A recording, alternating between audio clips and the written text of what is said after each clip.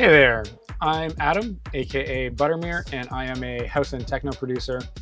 This video is a track breakdown and masterclass that I did with Justin J as part of Justin's online music production courses. And this is the track that we're going to make today.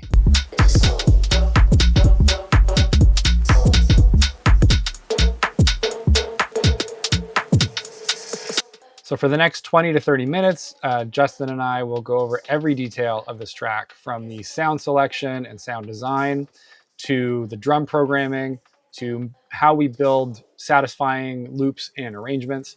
But the biggest lesson is how you can build an entire track out of just one or two samples by creatively recycling them to make something that sounds cohesive and where all of the elements sound like they belong together, which is definitely a challenge for new producers.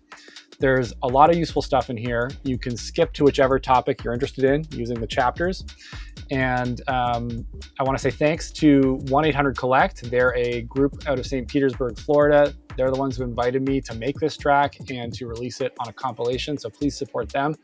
And if you like the music or you learn something from the video, please give me a follow on Instagram, Spotify, SoundCloud, whatever works for you.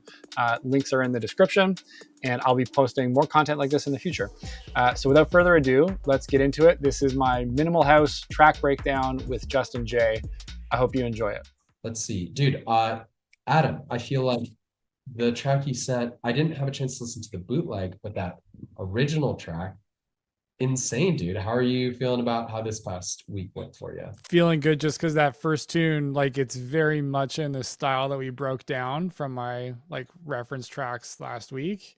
Mm-hmm. And I just was able to do it for the first time. Like, I've sort of tried to go there before, because I know that's sort of the style that the guys who had invited me to this compilation, you know, they kind of like that stuff, and I do too.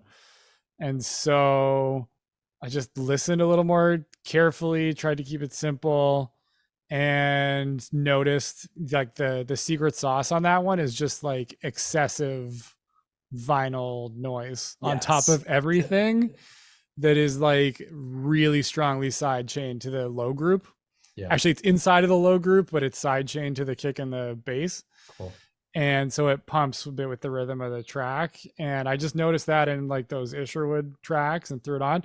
When I make a V2 with tiny tweaks, it's probably going to be just to turn up the noise even louder, probably.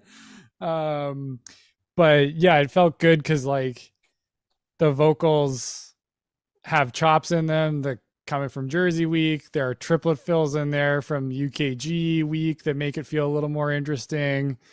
And then from the listening exercises last week, I just made sure to start with a lo-fi sample pack and start with like two kick sounds that sounded good together, put on a hard swing. And then from your sticky rice breakdown with the bass, that's just like a big distorted tom, I picked a lo-fi tom, saturated that, put that in a couple spots, and pulled out some lo-fi drum samples, vocal chop, stretched some pads. That was the whole thing. Like, it was not awesome. It sounds complicated, that track. It really, like, it sounds fancy, but it's not. We quickly do the noise. Let's start there. Sure. So the acapella folder that you share with us, like the God folder, a lot of those are ripped from vinyl. So when I need vinyl noise, I just pick like a random acapella and say, does this sound like it's on vinyl? And if so, I just like look for the outro or the bridge where there's no vocals or whatever, and just pull the vinyl noise out. So this is from like a random Snoop Dogg record.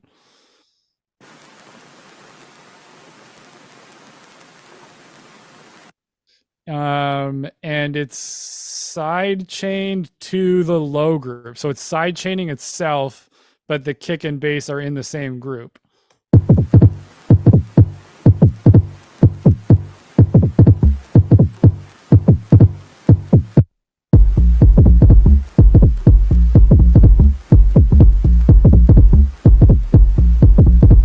So when the kick drum stop playing, the noise gets louder. Like, it's an automatic sort of built-in build-up.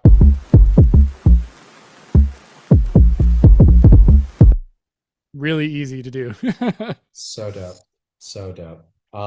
It's funny, I have a friend who I'll play it after you finish showing, but he makes a lot of his music on this sampler where he does the same thing where the noise is super loud, and whenever all the instruments stop, the noise just like explodes in volume, and it makes it like feel like a big buildup just like immediately. So Yeah. satisfying, dude. And the can you show the sample that you used for the bass line? Because I feel like that's another dude, just like really well done. If you maybe right click on the sample, it's tuned, and just do show in browser. Yeah, yeah, that's right. This one. cool. This lo-fi house sample pack. So yeah, I think you shared that a while ago, and I was like, I want to make a lo-fi track. I should probably use that pack. this, yeah, Adrian, do you have the thing that's kind of sneaky about this sample pack? Some of the sounds have a bunch of noise, so you have to like either shorten the sample to get rid of the noise or just realize it's going to be a noisy sample. Yeah, I think that's the original, and I do have like I've turned down the release a bit. Yeah. And filtered out the noise as well, as you can see here. Cool. Do you want to do a little breakdown of what you did on the drums? Sure. The kick has 2 samples in it. I know that I've got a bunch on here, but that was just experimenting. It's just these 2 at the bottom.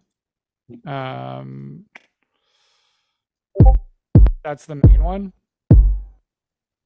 And this is the other one, which is the one that's off the beats. Like it's popping up on the upbeats. So it's smaller. It's a little bit quieter. It's got a little bit less on the low end, which is just filtered inside of Simpler. And they're on a choke group, which I find really helpful for doing like low end double kick stuff, because then they never play over top of each other. Just a little bit of EQing and so on, little saturation, and together add the bass.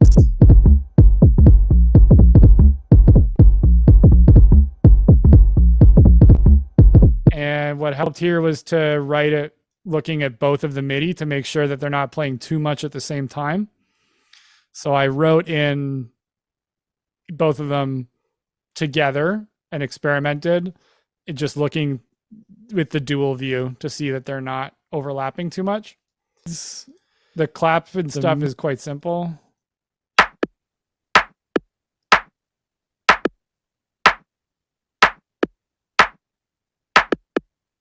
But this rim shot has chants on it, which I'd never used before. So these are set to like 84%. So they'll only play 84% of the time. Like it's random whether those rims play or not, for like some natural variation. Some triplet fills on there, like I said. The hi-hats are really carrying the track, I think. They're all lo-fi sounds from that pack, pretty much. Yeah. Panned a little bit left and right.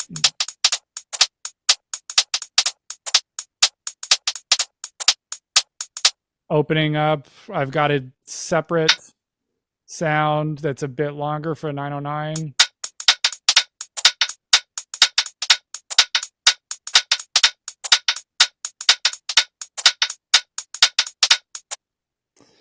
And it's just got a strong swing. It's like 68%.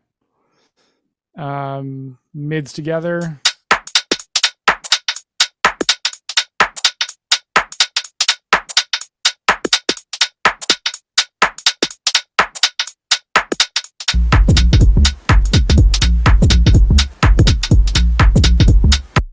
And the velocity variation here is really important. Like it just would not sound the same without these quieter notes in between the main upbeats. So that took the biggest part of some of the tweaking.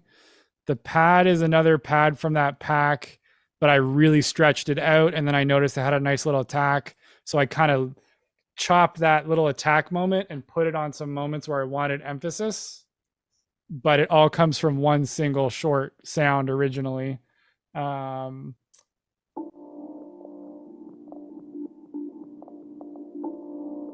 bit of auto pan, a bit of phaser, a bit of saturation, just to keep it textured, and it's filtered down pretty low.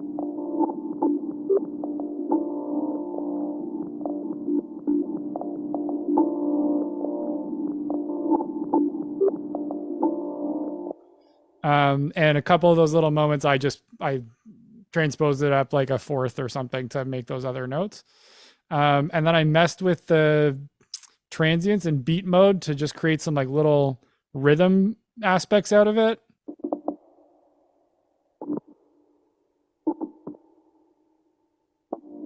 Which mix in very quietly through the intro and so on.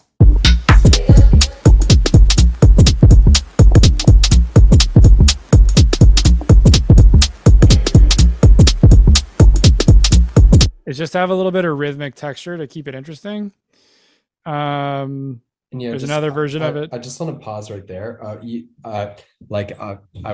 Don't forget what you're about to say, but just so cool to see this all came from one pad sample, right? I'll see if I can find the original really quick. Yeah. Yeah. LFH modded. That's the original sample. So Adam took that one sample. What you're hearing right there, that's the original source material. It already has all this cool texture, but stretching it, fucking with it, chopping it up, you can see even in the way this is arranged. I love how it's color coded, where you have like on the left, a like yellowy green for one pattern, a darker green that has some space cut out of it, and then like this third green where it seems like it's kind of continuous. I used like saturation to kind of represent the energy level within the same track. Cool. So yeah, this one's this is actually fading in. Cool. So that's why you can't really hear it. Yeah, there you go. Oh, sorry, no. What that is it's just playing the little stabby moments because of the clip automation. Cool. But to make it, I stretched the first little bit. And then you see how it like has this attack right here? Yeah. That's the bit that I chopped up and reversed and transposed to make this pad loop. So awesome. And I think the only other thing, although there's some other channels where I was experimenting, the only other stuff is the vocals. Mm-hmm. This is my reference track, which I kept at the bottom. Vocals, I was track real quick, actually. Yeah, we played it last week. Can you hear it? Yeah. Okay.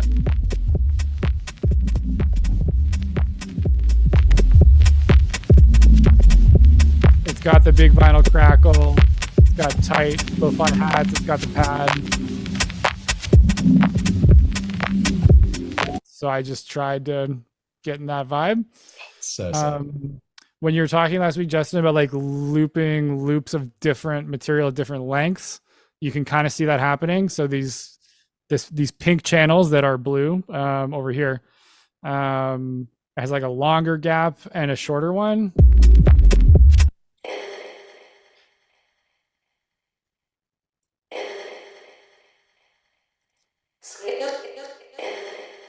Has a little bit of reverb on it, a little bit of delay, but nothing complicated. The lower one's reversed.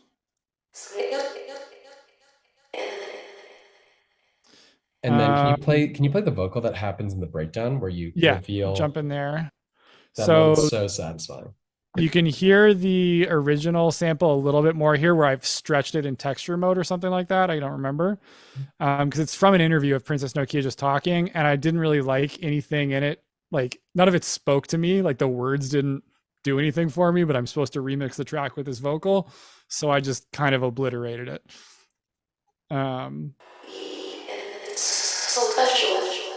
So that's like the little hook. But it leads into this vocal where I took little tiny notes from the vocal.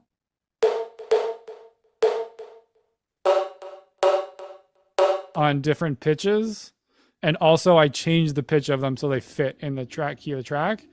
But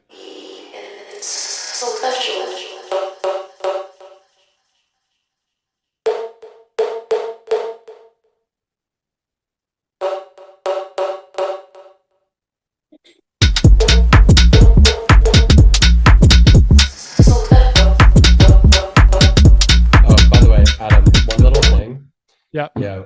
So for this, like not that big of a deal, but one thing that I might be hearing a little bit of here, so there's a lot of attack on these samples. If that doesn't bother you, then you don't need to do anything. But if you want to get rid of The snappiness. the Yeah. snappiness, just a little bit of, obviously, just it's up to you what you want to do, but just if it, Yeah, if I'll it's try bothering that I'll experiment with that before I do the final version. Yeah. But yeah, dude. Also, one last thing, dude. Have you heard of Jelinek? Do you know who that is? I love Jan Jelinek. Yeah. Okay, cool. I feel His like, uh, last jazz looping record, the one from like 2001, I've listened to it a million times. Yeah. so good. I feel like, dude, you're nailing it. I feel like that inspiration, I feel like, is really showing through in what you're doing on this. And dude, I feel like one last thing, you crushed the execution of like using the lo-fi sounds from that pack. I would also just say like, feel free to try sampling some of those old songs as well for as you move forward, like just to Yeah. mix it up. Just if you find little one shots, and you know how in the lo-fi house pack, sometimes you need to shorten the sample quite a bit to get it. Yeah, definitely.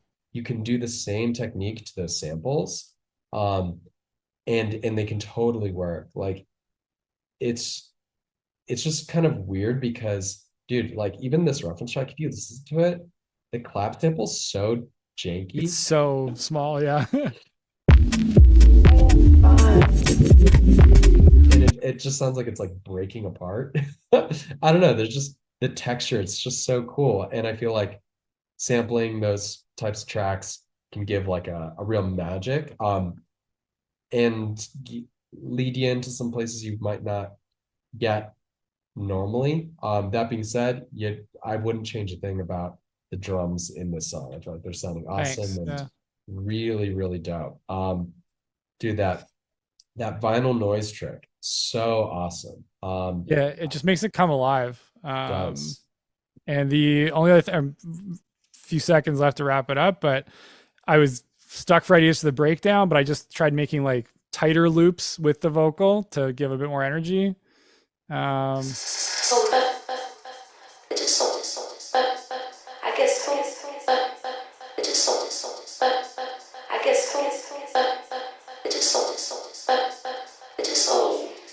So it's just got some transpose on that one that drops off, and then it transposes back up on a long stretch after. So sick. And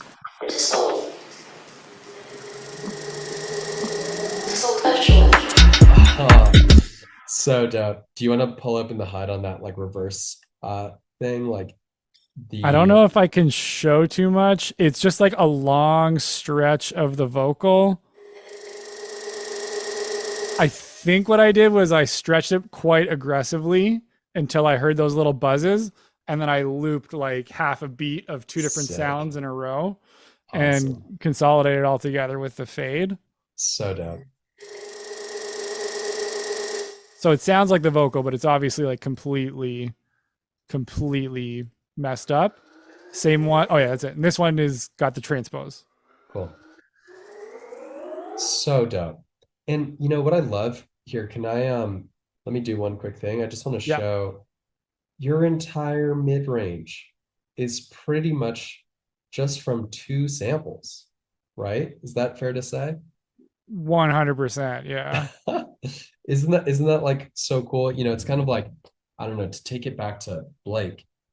You know how like when we were working on your song, I was like, oh, you could like stretch with the vocal in one breakdown, and then I was like trying to like loop it in different ways. That's so much of this process when you are getting out of loop mode is looking at what you have and figuring out how can you use the same material in a handful of different ways to keep the song interesting. But it's not necessarily about coming up with brand new ideas. It's like recycling ideas that you have in different ways, right? The way I kind of think about it is that when I'm like, this really needs a riser, I'm like, what can I use to make a riser? instead of saying like, what sample pack am I going to look for a riser? It's like, well, I have a vocal, stretch it out, pitch it. It's a riser. You know what I Yeah. mean? So cool. And what I think is so amazing about this process that Adam is showing, when you limit yourself in this way, everything sounds really cohesive. You know, that riser fits the vibe. Whereas if If you it would dropped into be, Benjamin's house, yeah. yeah, it would be like comical to go like with the vengeance house like risers, or like a trap riser, obviously, for something like this where it is textured. Adrian, I feel like this is all probably like very relevant to what you're doing too, if you want to go for the more like lo-fi stuff, where it's like, it's like when you limit yourself to that old school source material, or to whatever source material you're using, that's one of the best ways to create such a vivid, I don't know, vivid texture. It's like there's something, you're creating this world within your song. And all you have to do is really just like avoid breaking the illusion once you've found kind of like your sounds. You just kind of stick within them, or stick within the texture, see how you can flip the sounds you already have in some different ways. And, I feel like with this kind of music, this is definitely, ironically, people could call this like fits within the canon of like minimal, but a lot of minimal stuff, there is like a lot of these like very quiet, detailed, textural sounds. But these same principles can be applied to like a tech house track that is more banging, and just like where the sounds are a bit more in your face. And the same tricks can be very useful in all sorts of different genres. Yeah. Does that kind of resonate with anyone here? Like kind of seeing how, dude, Adam did such a cool job of taking one vocal sample, one chord, and doing so much with it. Maybe one last thing that I just want to show, just for people to see. Adam, feel free to undo this, but could I quickly just consolidate this section? Yeah, to show what it looks like, for sure. Yeah. So okay, that's cool. what you're actually hearing. Yeah. Sweet.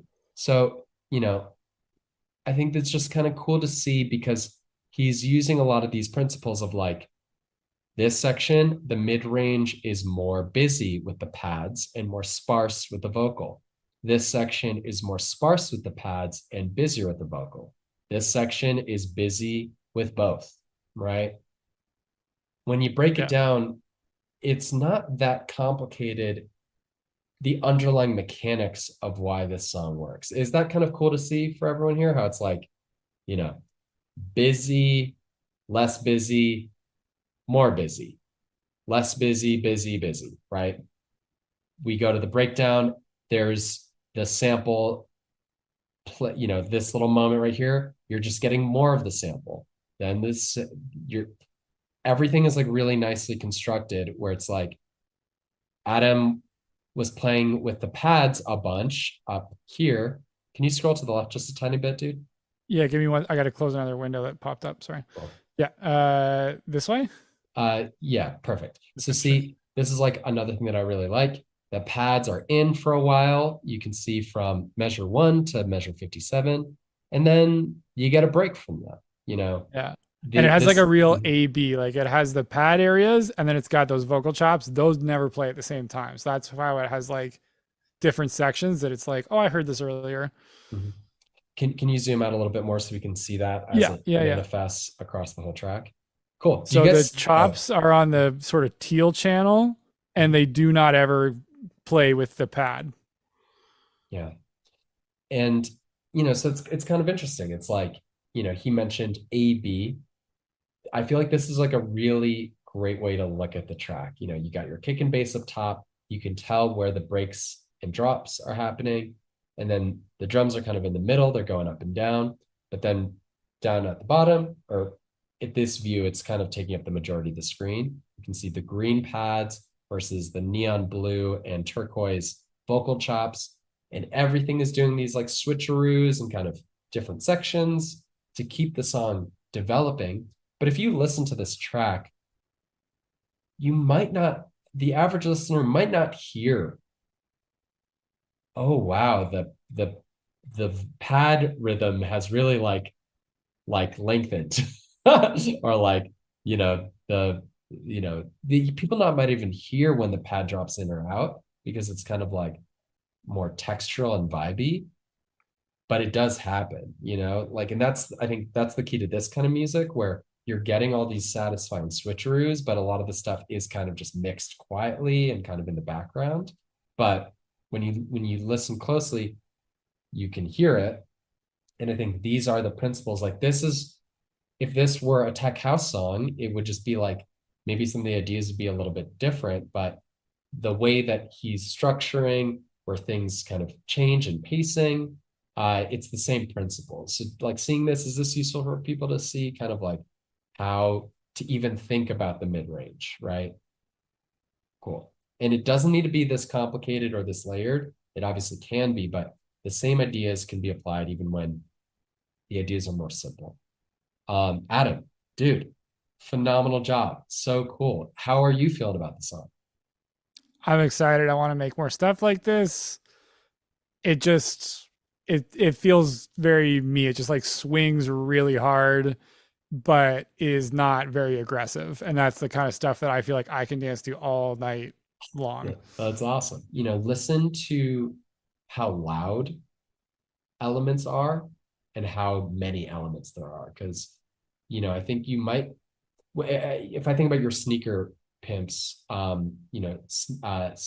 speaker nymphs track, Yeah. it's like a smaller number of sounds that are generally mixed louder. It's just interesting how those decisions, how many sounds, how loud are they, can be a big difference between sort of the track you just played versus the bangin' UKG track. It's funny because I feel like they're not that different really, but being aware of like when you are taking it one direction or another could be useful because it like with the Clips bootleg or any of your more like banging stuff, it's just like they are worlds apart and they aren't, and just I don't know. I feel like you should send all of it to them because they would. I feel like if you send them like this, you should definitely send them this track at some point, be like just as like a promo. But I'm sure they don't get a lot of songs like that, and they'll be like, dude, Buttermere, what's he doing? Like so. I don't know. Does any of that advice resonate with you at all? For sure. I'm going to throw it. So that's it. That is the track breakdown that I did with Justin J of this minimal house track, the Buttermere So Special mix of Self-Love. I hope you learned something. I hope you enjoy the music. If you want to hear more music or see more content like this in the future, give me a follow on YouTube, Instagram, Spotify, SoundCloud, whatever works for you. I'm looking forward to sharing more with you in the future, and good luck on your own productions. Take it easy.